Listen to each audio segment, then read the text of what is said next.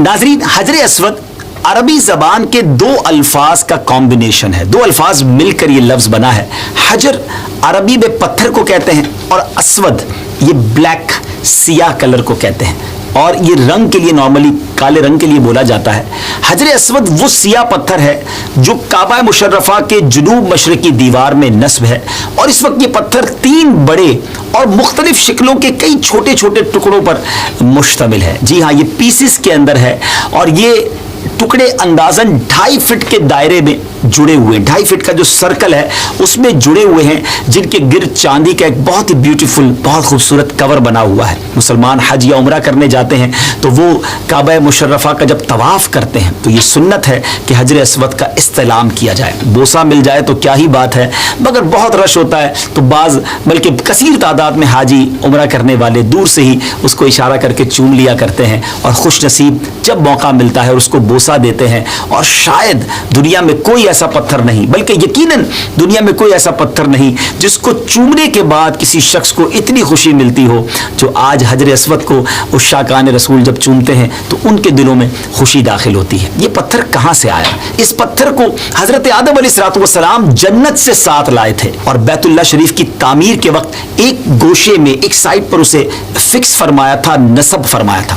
तूफान नूह में हजरत आदम अलैहिस्सलाम ने जो काबा तामीर किया था वो आसमानों पर उसको उठा लिया गया, और इस मुबारक पत्थर को जबल अबू कुबैस में रख दिया गया, क्योंकि बहुत बड़ा फ्लड था, बहुत बड़ा तूफान था, तो गोया हर तरफ पानी ही पानी था।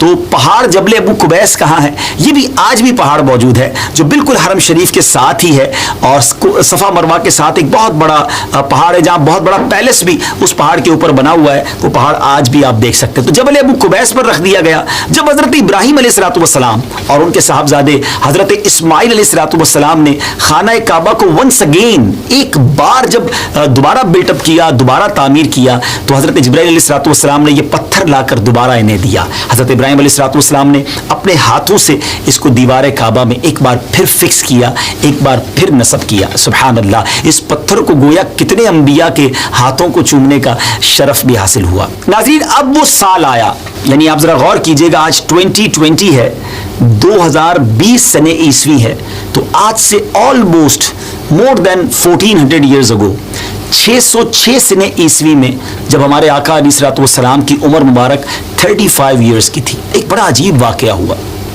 ये कि बहुत ज़ोर की बारिश मक्का पाक में हुई, और ऐसा सैलाब आया, इतना बड़ा फ्लड आया कि काबे की जो इमारत थी वो बिल्कुल यूँ समझिए कि ज़मीन पर आ गई, मुनहदिम हो गई। अब हज़रत इब्राहिम अलैहिस्सलाम और हज़रत इस्माइल अलैहिस्सलाम ने जो काबा शरीफ बनाया था, ज़ाहिर उसको हज़ारों साल हो गए थे, तो एक बार फिर प्लान किया गया वहाँ के कबीले के लोगों ने कि फिर काबे की तामीर की जाए, और वहाँ के लोगों ने बड़े जोश व खरोश के साथ काबे की तामीर करते रहे, मरम्मत करते रहे। और उसके बाद जो मेन प्रॉब्लम ये आया कि अब हजर अस्वद रखने की बारी थी।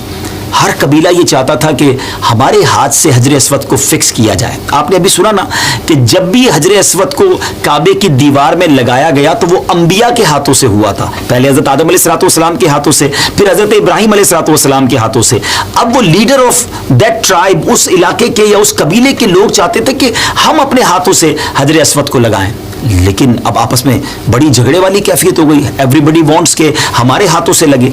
अब ऐसी नौबत आ गई कि सबने तलवारें निकाल ली कि मर जाएंगे या मार देंगे, लेकिन हजर अस्वद को हम नहीं लगाना है। बल्कि वहाँ उस ज़माने की एक बड़ी अजीब व गरीब रस्म थी, जिसको आप ज़माना जहलियत की रस्म कह सकते हैं, कि कुछ कबीले वालों ने तो खून एक प्याले में लिया और अपनी उंगलियां उसमें डुबोई, और उसके अंदर वो गोया प्लेज करते थे, अपने आप से अहद लिया, वादा लिया, और उस खून को फिर वो चाटते थे कि अब मर जाएंगे या मार देंगे, मगर हजर अस्वद हमारे कबीले ने ही लगाना है। अब कैसी डेडलॉक वाली सिचुएशन आ गई थी।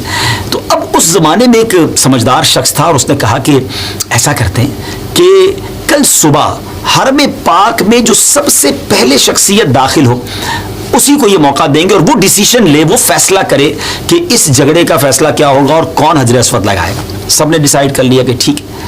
अब सुभान अल्लाह, सुबह के वक्त हरम पाक में दाखिल होने वाली, एंटर होने वाली शख्सियत कोई और नहीं, हम सब के आका मदीने वाले मुस्तफ़ा सल्लल्लाहु अलैहि वसल्लम थे। और नबी पाक अलैहिस्सलाम को एंटर होते देखकर उन सब ने कहा कि हाँ, आप सादिक हैं, आप अमीन हैं, हमें आपका फैसला मंजूर है।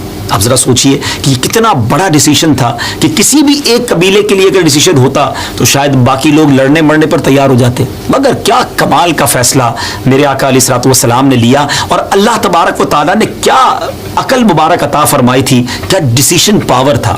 پیارے آقا علیہ الصلوۃ والسلام نے فرمایا کہ ایسا کرو، ایک بڑی سی چادر کو لایا جائے اور حجر اسود کو اس چادر کے اندر رکھا گیا۔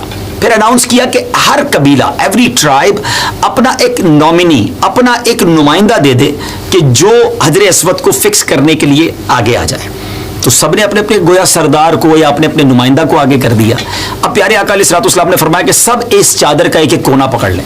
سب نے اس چادر کو اٹھایا، اس چادر پر حجر اسود تھا، اس چادر کو کعبہ مشرفہ کے قریب لایا گیا اور ہمارے آقا مدینے والے مصطفیٰ صلی اللہ تعالیٰ علیہ وسلم نے اپنے مبارک ہاتھوں سے حجر اسود کو اس جگہ پر لگا دیا۔ سبحان اللہ، گویا حجر اسود کا مقدر بھی جاگ اٹھا کہ نبی پاک علیہ الصلوۃ والسلام نے اسے اپنے مبارک ہاتھوں سے کعبے کی دیوار میں ایک بار پھر فکس کر دیا، اور یہ لڑائی، یہ جھگڑا، سب سیٹسفائی ہو گئے کہ ٹھیک ہے ہم اس میں شریک تو رہے چادر کو اٹھانے میں، اور نبی پاک علیہ الصلوۃ والسلام نے اس کو وہاں پر فکس کیا۔ حجر اسود کے بارے میں فضائل، اس کی جو بلیسنگز ہیں، سبحان اللہ، احادیث میں اس پتھر کی کیسی کیسی فضیلتیں بیان ہوئی ہیں۔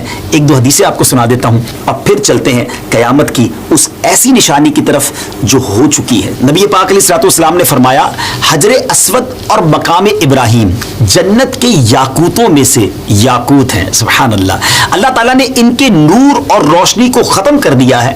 اگر اللہ تعالیٰ اس کی روشنی کو ختم نہ کرتا تو مشرق و مغرب کا درمیانی حصہ روشن ہو جاتا۔ سبحان اللہ، یعنی جنتی یاقوتوں میں سے یاقوت فرمایا گیا حجر اسود اور مقام ابراہیم کو۔ مبارک ہو ان حاجیوں کو، ان زائرین کو جنہوں نے اپنی آنکھوں سے حجر اسود کو اور مقام ابراہیم کو دیکھا اور جنہوں نے حجر اسود کو چوما۔ سبحان اللہ، ایک اور حدیث پاک سنتے ہیں، نبی پاک علیہ الصلوۃ والسلام نے فرمایا حجر اسود جنت سے آیا تو دودھ سے بھی زیادہ سفید تھا۔ ہے نا امیزنگ بات، اسود تو کہتی کالے کو اور بلیک کو کہتے ہیں، اور واقعی وہ تھا ہے بھی بلیک، مگر جب وہ جنت سے آیا تھا اس وقت وہ وائٹ تھا، اور فرمایا کہ دودھ سے زیادہ سفید تھا، وائٹر دین ملک۔ سبحان اللہ، اور اسے بنو آدم کے گناہوں نے سیاہ کر دیا ہے، یعنی انسانوں کے گناہوں کی وجہ سے یہ سیاہ ہوا، اور یہ حدیث ترمذی شریف میں موجود ہے۔